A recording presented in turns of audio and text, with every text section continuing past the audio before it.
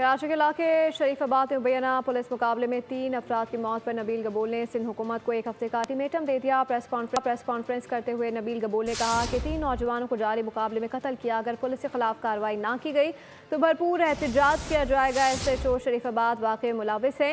वज़ीर दाखिला से ज़िया उल हसन लंजार से बात की है और AIG कराची जावेद ओडो ने भी इंक्वायरी का हुक्म दे दिया है।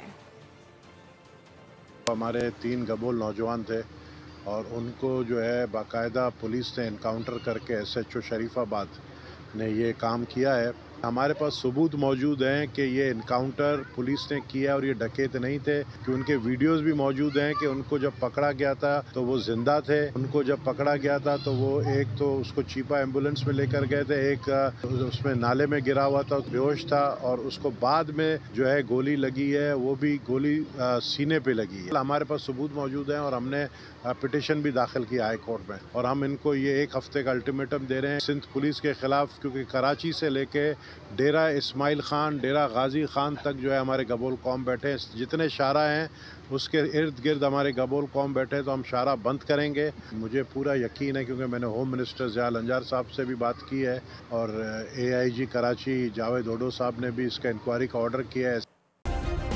सब्सक्राइब करें और बेल दबाएं ताकि कोई खबर रह न जाए।